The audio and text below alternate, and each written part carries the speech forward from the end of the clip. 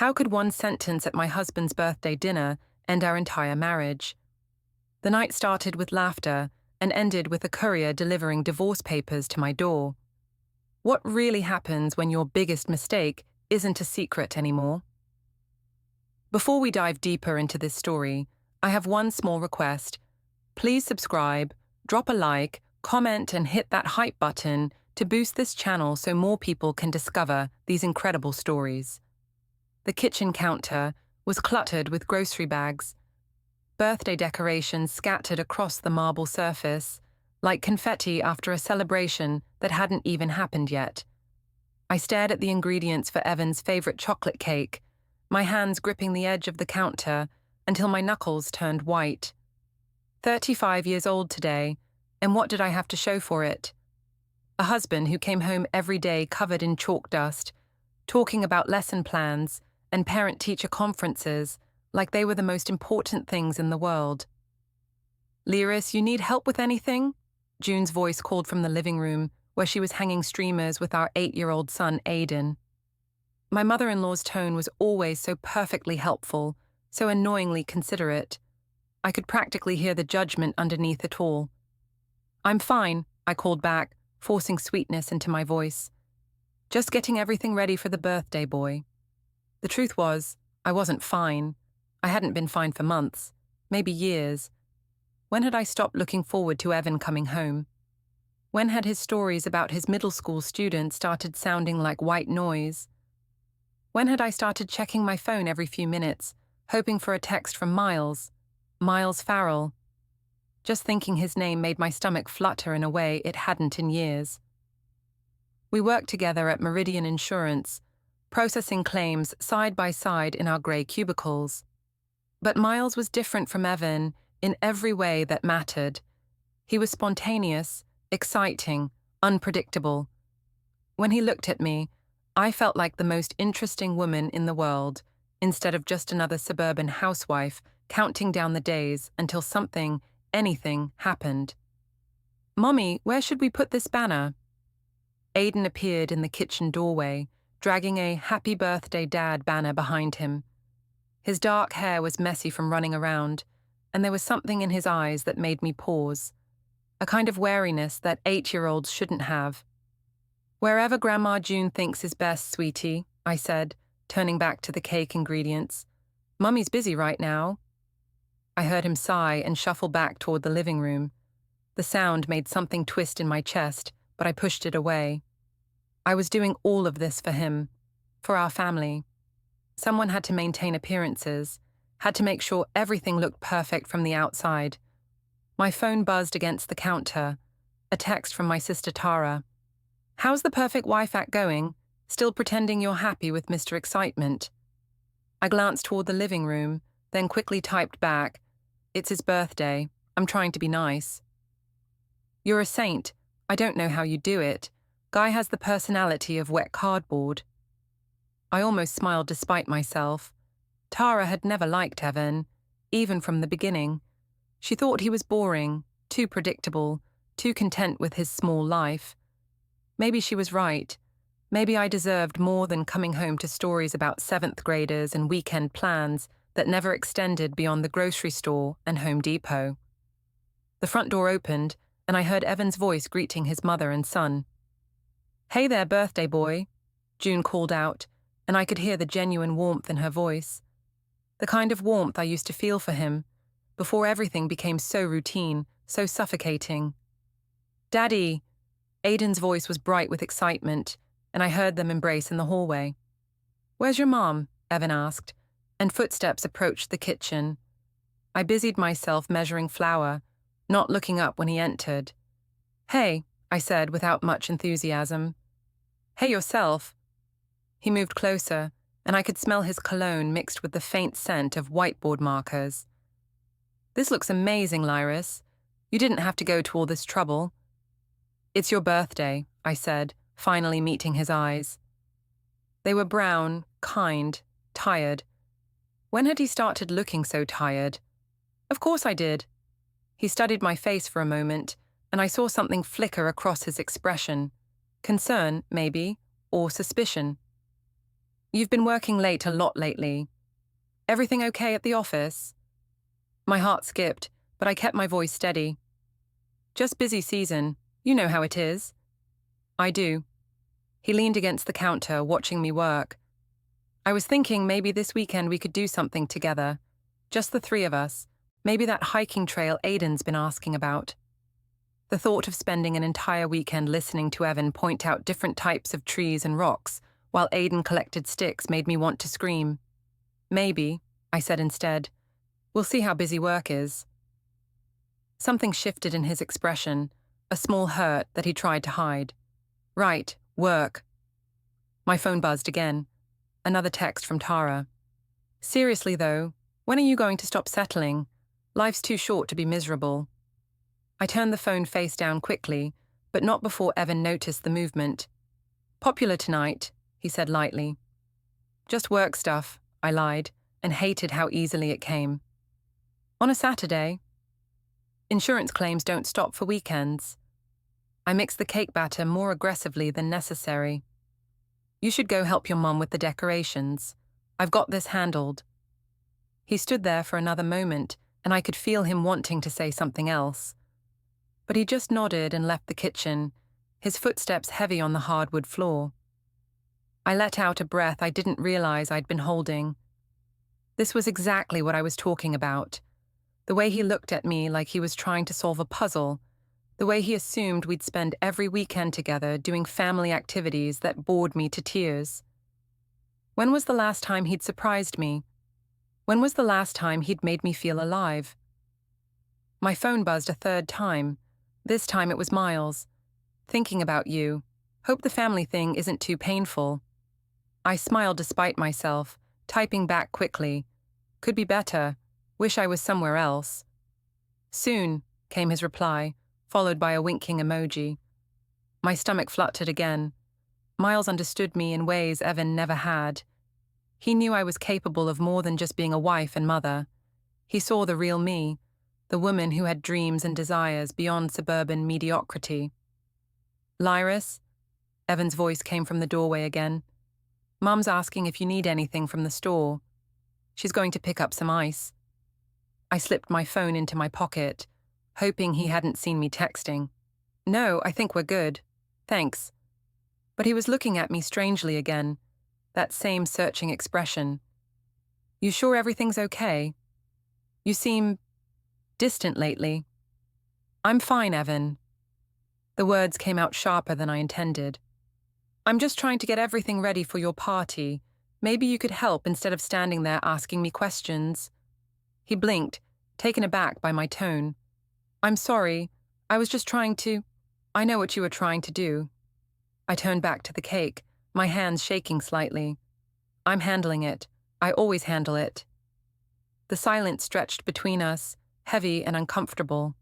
Finally, he spoke quietly. I'll go help Mom with the decorations. When he left, I leaned against the counter and closed my eyes. This was his fault, really. If he'd been the husband I needed, I wouldn't be looking elsewhere. If he'd made me feel valued, appreciated, excited about life, I wouldn't be texting another man. I was just responding to what he'd given me, which was nothing but routine and predictability. The cake went into the oven, and I started cleaning up the kitchen. Through the window, I could see our neighbors' houses, all identical suburban boxes with perfect lawns and two-car garages. This was supposed to be the dream, wasn't it? The house, the husband, the child, the stability. So why did it feel like a prison? My phone buzzed again.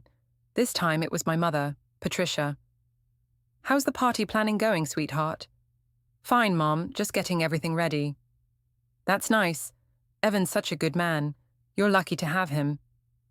Lucky. Everyone always told me how lucky I was.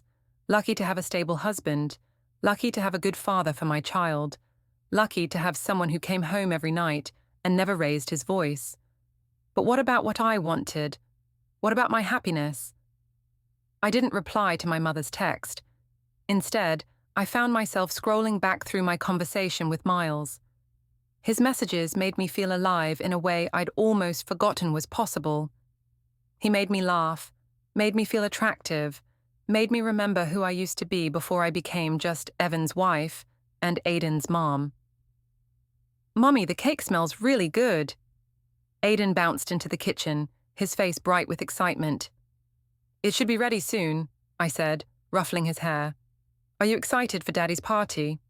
"Yeah. Grandma June said we can stay up late and play games." He paused, looking up at me with those serious eyes again. "Are you excited too?" The question caught me off guard. "Of course, baby. Why wouldn't I be?" He shrugged, but didn't look convinced. "You and Daddy seem sad lately." My heart clenched. "We're not sad, sweetheart. We're just, grown-ups have a lot to think about sometimes." "Like what?" "Like making sure you have everything you need and paying bills and—" I trailed off, not sure how to explain the weight of disappointment to an 8-year-old. "Just grown-up stuff. Nothing for you to worry about." He nodded, but I could see he wasn't entirely satisfied with my answer. "Can I help with anything?" "You can help by going to see if Daddy needs anything," I said. "I'll call you when the cake's ready to come out." After he left, I leaned against the counter again and tried to push away the guilt. Aiden was fine. He was a smart, healthy, happy kid. Whatever was happening between Evan and me, it didn't have to affect him. Kids were resilient. He'd adjust to whatever came next. My phone buzzed one more time. Miles again. "Can't wait to see you Monday. I have some ideas for our next coffee date." I smiled, typing back, "Me too. This weekend can't end soon enough." But as I sent the message, I caught sight of my reflection in the kitchen window. For just a moment, I didn't recognize the woman looking back at me. When had I become someone who lied so easily? When had I become someone who couldn't wait for her husband's birthday party to be over? The timer for the cake went off, saving me from having to answer those questions. I pulled it from the oven, golden brown and perfect, just like everything else in my carefully constructed life. From the living room, I could hear Evan laughing at something Aiden said, and June adding her own commentary. They sounded happy, content, like this was enough for them. But it wasn't enough for me. It hadn't been for a long time. And tomorrow, I'd text Miles and we'd make plans. And for a few hours, I'd remember what it felt like to be someone other than the perfect suburban wife, going through the motions of a life that no longer fit. The Sunrise Cafe was exactly the kind of place I never would have gone to before Miles. Tucked between a dry cleaner and a cell phone repair shop, it had mismatched furniture and local artwork covering every inch of wall space. The coffee was strong, the atmosphere was relaxed, and most importantly, it was 20 minutes from home in a part of town where I'd never run into anyone I knew, or so I thought. I arrived first, as usual, choosing a corner table where I could watch the door. Miles was always exactly 10 minutes late, which I'd learned was his way of making sure I was there waiting. It was a small power play, but one that made my heart race rather than annoy me. Everything about him was calculated in a way that Evan's genuine, straightforward nature wasn't. My phone showed 3 missed calls from my mother and a text from Evan. "Thanks again for yesterday. The cake was perfect. You're amazing." I stared at the message, waiting to feel something. Appreciation, maybe, or guilt, or even irritation. But there was nothing. Just a vague sense that I was reading a text meant for someone else, some other version of myself who cared about being the perfect wife. "You look deep in thought." Miles's voice made me look up, and there he was, sliding into the chair across from me with that easy smile that had first caught my attention 6 months ago. He was wearing a navy button-down that brought out his eyes, and his hair was perfectly styled, even though he'd supposedly just finished a morning jog. "Just thinking about work," I lied, slipping my phone into my purse. "On a Sunday? That's dedication." He signaled the waitress, who hurried over with obvious appreciation for his attention. Miles had that effect on people. "The usual for both of us, Sarah, thanks." The casual familiarity stung a little.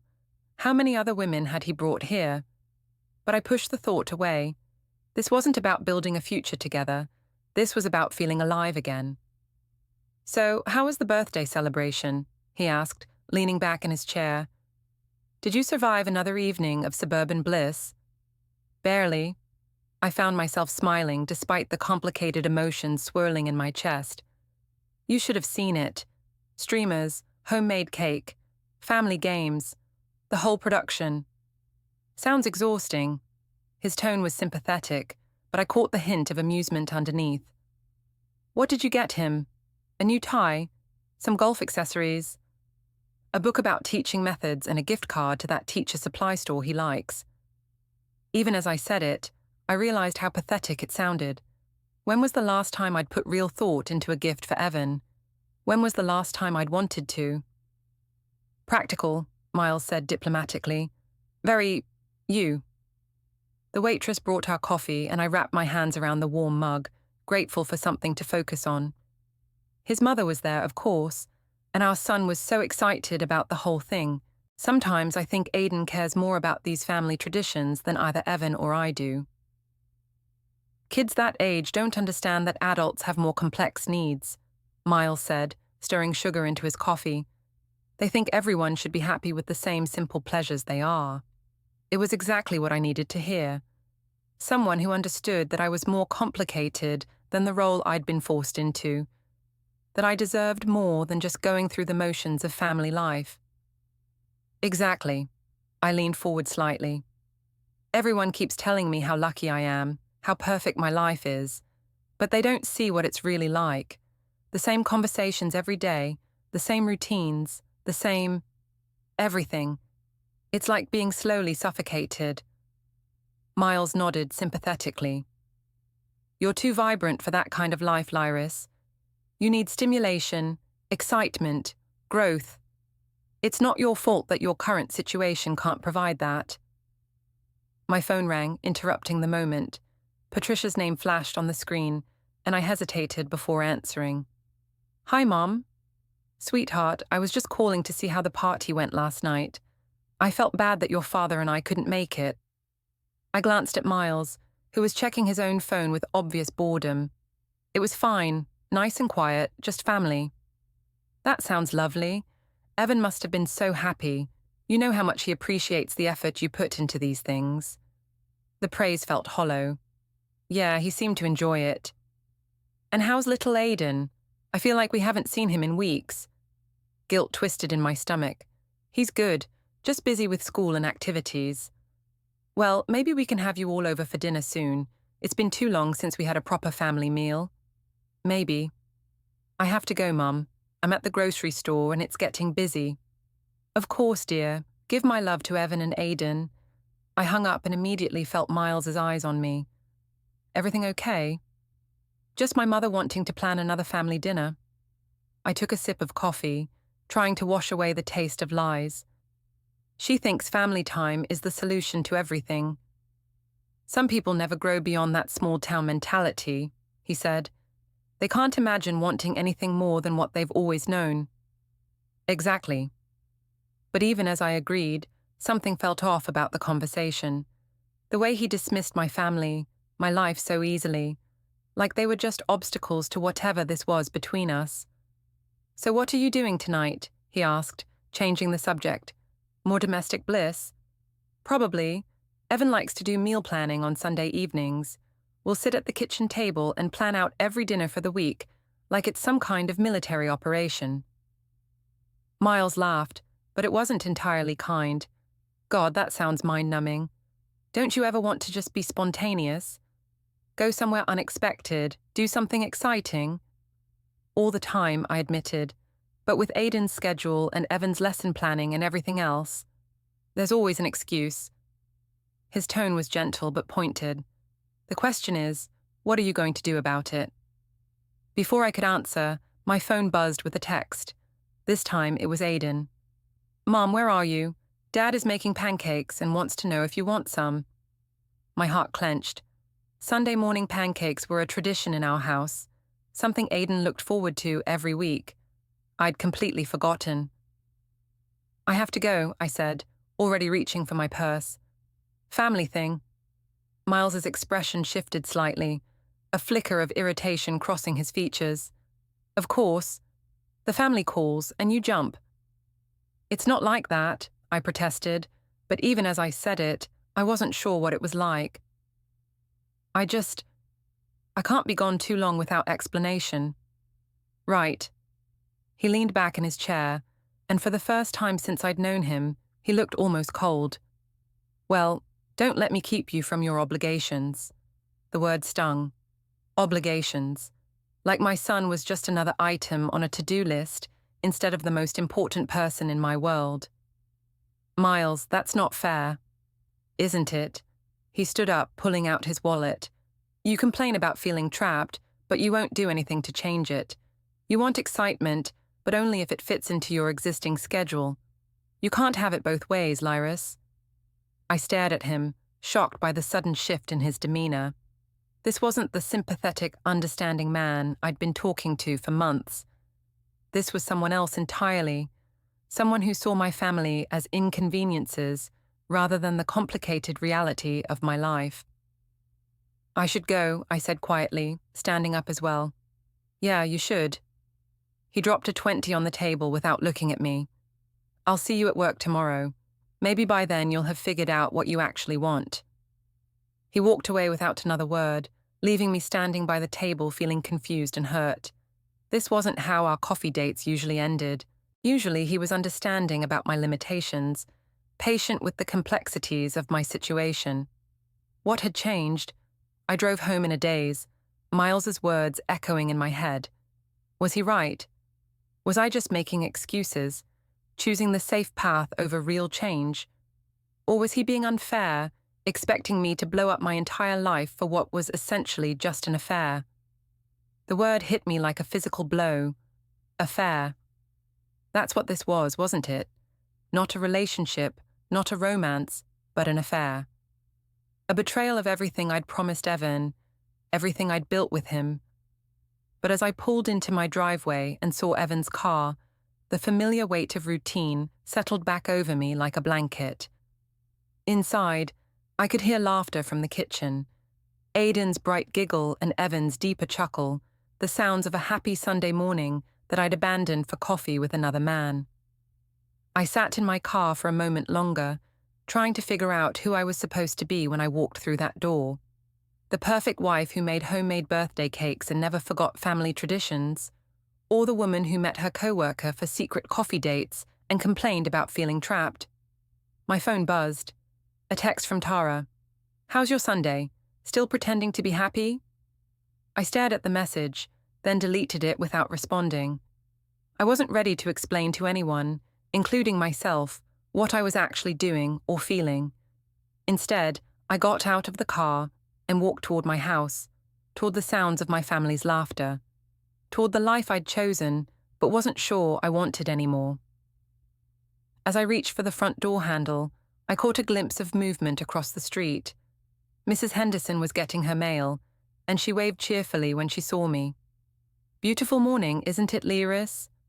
Absolutely, I called back, my voice bright and false. Perfect day for family time. She smiled and went back inside, and I realized that was exactly what everyone expected from me. The perfect neighbor, the perfect wife, the perfect mother. Never mind what I actually wanted or needed. Never mind that I was slowly disappearing under the weight of everyone else's expectations. I opened the front door and stepped into the warmth of my home, where Evan was flipping pancakes and Aiden was setting the table with careful concentration. They both looked up when I entered, their faces bright with welcome. There she is, Evan said, smiling. We saved you some batter. Thanks, I managed, hanging up my keys. Sorry I was gone so long. The store was crazy busy. It was such an easy lie, and it rolled off my tongue without effort. When had lying become so natural? When had I become someone who could look at her family's trusting faces and feel nothing but the weight of deception? No problem, Evan said, turning back to the stove. We were just talking about maybe going to the park after breakfast. Aiden wants to try out his new soccer ball.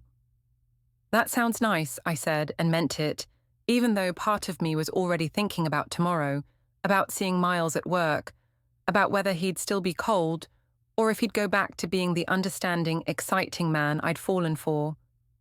As I watched my husband make pancakes for our son, I realized I was living two completely different lives. And sooner or later, I was going to have to choose between them. I just wasn't sure which choice would destroy me more. The house was full of people by 7 o'clock, and I was already on my second glass of wine. Evan's birthday parties were always the same: his brother Joel and sister-in-law Michelle, a few teacher friends, some neighbors, and of course June, who had appointed herself as unofficial hostess despite this being my house. "Lyris, honey, where did you put the good serving spoons?" June called from the kitchen, where she was arranging the appetizers I'd spent the afternoon preparing. "Top drawer next to the sink," I called back, not moving from my spot by the living room window. I was watching Aiden play in the backyard with the Henderson kids from across the street, his laughter carrying through the glass. At least someone was having fun. "This is a great party, Lyris," said Jennifer Walsh, one of Evan's colleagues. "You always throw such wonderful celebrations." I smiled and nodded, taking another sip of wine. Jennifer was sweet, but she had that same earnest quality that all of Evan's teacher friends shared. They talked about their students like they were changing the world, got excited about new curriculum standards, spent their own money on classroom supplies. It was admirable, I supposed, but also exhausting to be around. "Evan's so lucky to have you," Jennifer continued. "Mark never remembers his own birthday, let alone plans anything special." Lucky. There was that word again. I was starting to hate it. "Well, someone has to keep things organized," I said, trying to keep the edge out of my voice. Across the room, I could see Evan talking animatedly with Joel about some new teaching method he'd discovered. His face was lit up with genuine enthusiasm, the way it used to be when he talked to me about things that mattered to him. When had I stopped listening? When had I started seeing his passion as naive rather than endearing? My phone buzzed. A text from Tara. "Surviving the excitement?" I glanced around to make sure no one was watching, then typed back, "Barely. Send help." "Or you could just leave. Live a little for once." The suggestion sent a thrill through me that was immediately followed by guilt. I couldn't just leave Evan's birthday party. Could I? "Lyris," June's voice cut through my thoughts. "Could you help me with the cake? I can't find the candles." I drained my wine glass and headed for the kitchen, where June was fussing over the chocolate cake I'd made yesterday. It looked perfect if I did say so myself. 3 layers, rich frosting, decorated with precision. Just like everything else in my life. Beautiful on the surface, hollow underneath.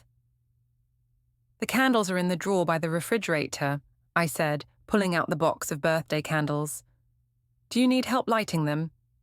"I can manage," June said, but her tone was cooler than usual. "Though I have to say, you seem a bit distracted tonight. Everything all right?" I forced a smile. "Just tired. It's been a long week at work." June studied my face with the sharp eyes of a retired nurse who'd seen everything. "Well, maybe you should slow down on the wine. The night's still young." Heat flashed through me at her tone. "I'm fine, June. I can handle my alcohol." "I'm sure you can," she said diplomatically, but I caught the look she gave me. Disapproval mixed with concern, the expression of someone who'd noticed things she didn't like but wasn't sure what to do about them. I grabbed another glass of wine from the counter, partly out of spite. I was 32 years old, not a teenager who needed monitoring. If I wanted to drink at my own party, that was my business. Back in the living room, the conversation had turned to school district politics. Evan was in his element, discussing budget cuts and standardization with the kind of passion most people reserved for sports or religion. I found myself tuning out, watching his mouth move without really hearing the words. When had I stopped finding his dedication attractive? When had it started seeming like limitation rather than loyalty? "What do you think, Lyris?"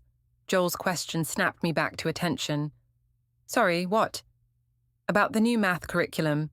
Evan was saying you help Aiden with his homework. Have you noticed any changes?" I blinked, trying to focus. "Oh, it seems fine. More complicated than when I was in school, but that's probably good. The group nodded politely, but I could see I'd given a surface-level answer to what they considered a serious topic. These people cared deeply about education, about children's development, about making a difference. And I cared about… what? Getting through each day? Counting down the hours until I could text Miles? My phone buzzed again. This time it was Miles. Hope you're having more fun than you expected. Can't wait to hear about it tomorrow. I smiled despite myself, and when I looked up, I caught Evan watching me. There was something in his expression I couldn't quite read. Curiosity, suspicion, hurt. Good news? He asked lightly. Just work stuff, I said automatically. Nothing important. But he kept looking at me with that same unreadable expression, and I felt heat creep up my neck. Did he know? Had he figured out that I was lying about the late nights, the weekend errands, the distance I'd been putting between us? Should we do the cake? June announced, appearing with the lit candles. Everyone gather around. The group assembled around Evan, who looked genuinely touched by the attention. As they launched into Happy Birthday, I found myself studying his face. He was a good man. Everyone always said so. Loyal, dependable, kind. A great father, a dedicated teacher, a faithful husband. So why did all of those qualities feel like chains around my neck? The song ended and everyone cheered as Evan blew out the candles. Speech, Joel called out, and the others picked up the chant. Speech, speech. Evan laughed and held up his hands. All right. I just want to say how grateful I am to have all of you here tonight. Having good friends and family around me means everything, and especially… He turned to look at me, his eyes soft with affection. I want to thank my amazing wife who puts so much effort into making every occasion special. I'm the luckiest man in the world. Everyone turned to look at me expectantly, and I realized they were waiting for me to say something back. Something loving and supportive and wife-like. Instead, I took another large gulp of wine and felt something snap inside me. Lucky, I repeated, and there was something in my voice that made the room go quiet. That's interesting. Lyris? Evan's voice was uncertain. No, it's fine, I continued, the wine and months of resentment combining into something dangerous. Everyone always talks about how lucky we both are. Lucky to have this perfect life, this perfect marriage, this perfect suburban dream. The room was completely silent now. I could see June's face growing pale, Joel looking uncomfortable, Jennifer glancing toward the door like she was planning an escape route. Honey, maybe we should… Evan started.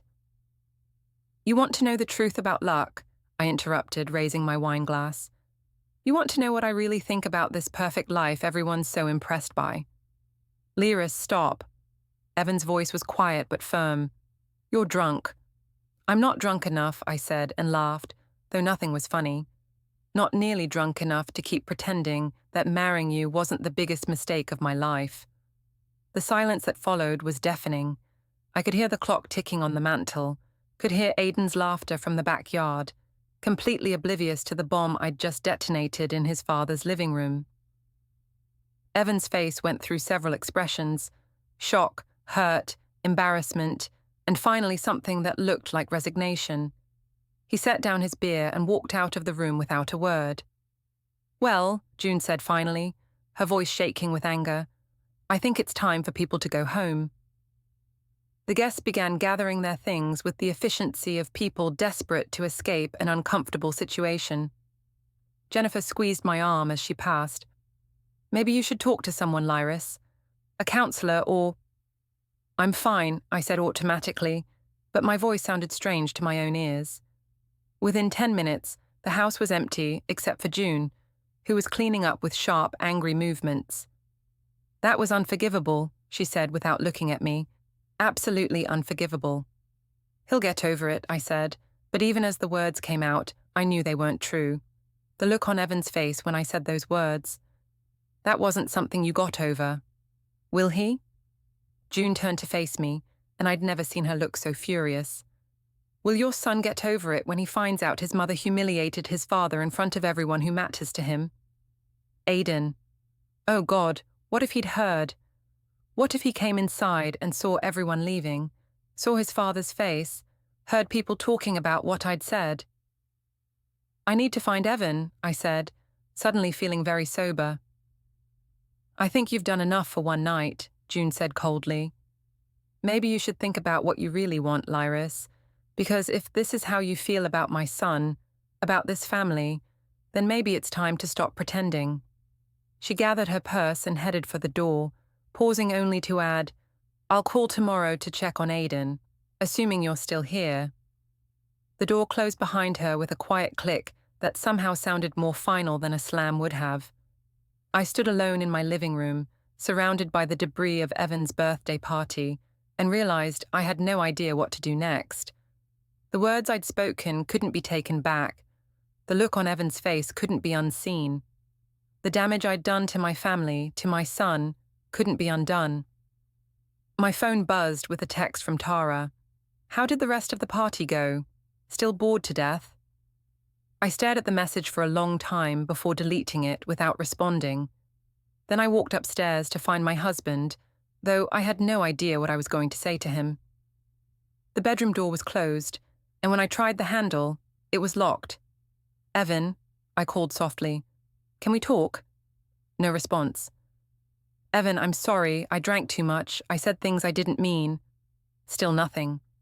I pressed my forehead against the door and closed my eyes. In the distance, I could hear Aiden coming in from the backyard, calling for his dad. Soon he'd want to know where everyone went, why the party ended so early, why his grandmother left without saying goodbye. What was I going to tell him? More importantly, what was I going to tell myself? I woke up on the living room couch with a pounding headache and the immediate crushing realization that last night had actually happened. The empty wine glasses on the coffee table, the leftover cake in the kitchen, the birthday decorations that now looked sad and wilted in the morning light, it all confirmed that I had indeed called my husband the biggest mistake of my life in front of everyone who mattered to him.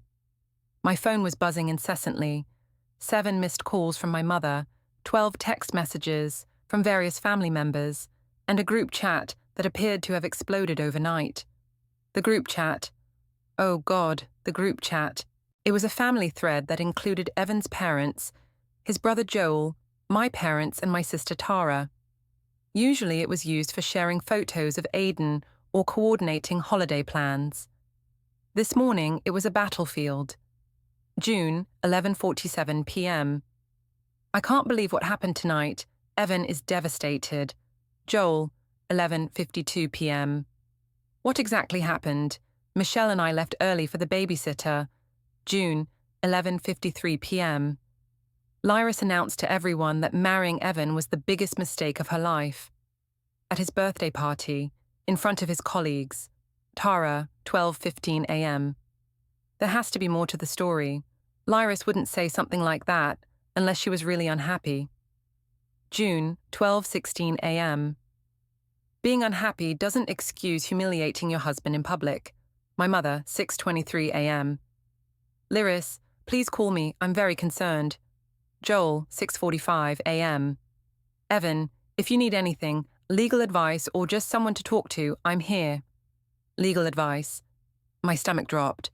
Was Evan already thinking about divorce? After one terrible night, one moment of drunken honesty, was he ready to throw away 8 years of marriage? I scrolled through more messages, watching my family choose sides in real time. Tara defending me, June attacking, my parents trying to stay neutral while clearly being horrified. And Evan hadn't written a single word. The stairs creaked, and I looked up to see him coming down, already dressed for work even though it was barely 7 a.m. He looked like he hadn't slept at all. Evan, we need to talk, I said, sitting up on the couch. He walked past me toward the kitchen without acknowledging that I'd spoken. I followed him, watching as he made coffee with mechanical precision. I know you're angry, and you have every right to be, but don't. His voice was quiet but firm. Just don't. I was drunk. I said things I didn't mean. You know I didn't mean it. He turned to look at me then, and I was shocked by what I saw in his eyes. Not anger, not hurt, but something worse. Resignation.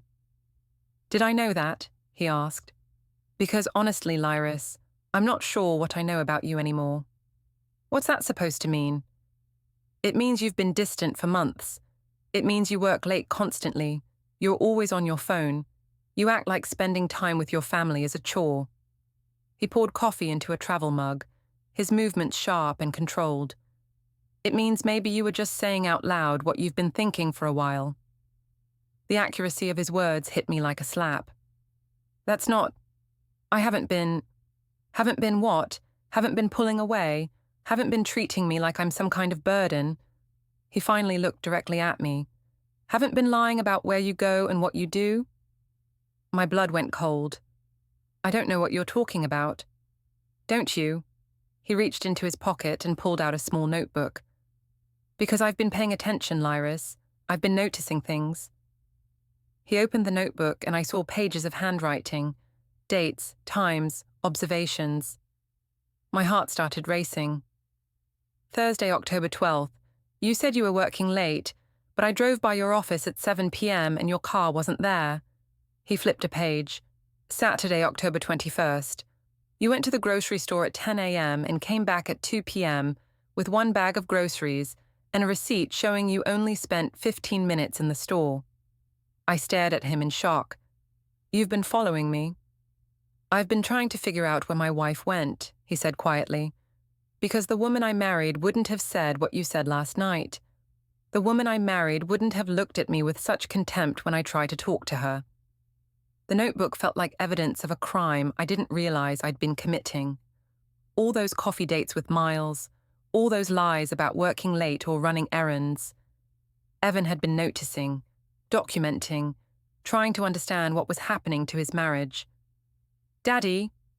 Aidan's voice from the doorway made us both freeze. He was standing there in his pajamas, looking small and confused. Why are you up so early? And why did everyone leave the party before I came inside? Evan immediately softened, kneeling down to Aidan's level. Hey, buddy, people just had to get home to their families. You know how it is. But Grandma June didn't say goodbye, and you look sad. I watched Evan's face as he struggled with how much truth to tell an 8-year-old. Sometimes grown-ups have disagreements, Aidan. It doesn't mean anything's wrong between you and me, okay? Evan gently reassured Aidan that they were working through some things, then told me he was moving in with his brother for a while, accusing me of wanting out but being too scared to say it. After he left, my mother called, heartbroken and disappointed, asking how I could do this to such a good man and to Aidan, while I struggled to explain that I felt trapped and unhappy, but had turned that restlessness into cruelty. Miles, as always, told me what I wanted to hear, that maybe I'd freed myself, that I was brave for outgrowing my life, and his words were comforting until I saw Aidan's drawing of our smiling family on the fridge and realized support wasn't the same as being right. On Monday, the fallout followed me to work. HR quietly questioned my falsified overtime. A coworker warned me about rumors of an office affair with Miles, and I felt my job slipping as fast as my marriage. That evening, Evan met me at a coffee shop with a folder of evidence, phone records, GPS logs, text screenshots, proving months of secret meetings and an emotional affair I could no longer minimize. Calmly, almost clinically, he told me he was filing for divorce and seeking primary custody of Aidan, insisting he and our son deserve better than being collateral damage in my search for excitement and identity. After he walked out, I sat there sobbing, finally grasping that I had blown up my family, my stability, and my reputation for a man who wasn't even answering my calls. And when Miles texted to talk about my situation, I deleted the message, knowing that whatever came next, it had to start with owning what I'd done.